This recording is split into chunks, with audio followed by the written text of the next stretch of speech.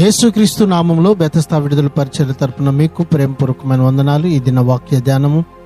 యెహోవా నీ గుడారములో అతిథిగా ఉండదగిన వాడెవడు? నీ పరిశుద్ధ పర్వతం మీద నివసింపదగిన వాడు ఎవడు? కీర్తనల గ్రంథం 15వ అధ్యాయం 1వ వచనం. నిందకు తావీయకుండా మంచినే జరిగిస్తూ మనస్ఫూర్తిగా సత్యం పలుకుతూ ఉండడం ఎలా? దీనికి జవాబు ఏమిటంటే, తన కృపలో ప్రేమలో దేవుడు మనుషులను వెతుకుతూ ఉన్నాడు, వారిని క్షమిస్తూ ఉన్నాడు, రక్షిస్తూ మారుస్తూ వారికి కొత్త స్వభావాన్ని ఇస్తున్నాడు, వారిని పవిత్రపరిచే పనిని ఆరంభిస్తున్నాడు. ఈ విధంగా వారు తన సన్నిధిలో ఉంటూ శాశ్వత కాలం తనతో ఆనందించేలా వారిని సిద్ధం చేస్తున్నాడు.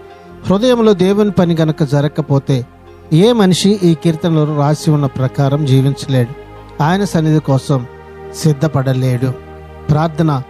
మహాపరిశుద్ధుడా, మహోన్నతుడా, జీవాధిపతి, మా మంచి యేసయ్య, మరొక నూతన దినాన్ని మాకు ఇచ్చినందుకు నీకు వందనాలు, స్తోత్రాలు చెల్లిస్తూ నీ గుడారమైనటువంటి నీ ఇంటిలో మేము అతిథిగా ఉండునట్లుగా ప్రభువా, మేము ఎల్లవేళలా యథార్థత కలిగి నీ నామానికి మహిమకరంగా నీ కృపలో నీ ప్రేమలో మేము జీవించినట్లుగా సహాయం చేయమని, ఈ దినాన నీ సన్నిధికి చేరి నీ శాశ్వత ఆనందమును అనుభవించేవారుగా ఉన్నట్లుగా మమ్మల్ని అందరినీ కూడా జ్ఞాపకం చేసుకుని బలపరచమని యేసు పరిశుద్ధ నామంలో ప్రార్థించి అడిగి వేడుకుంటున్నాం తండ్రి.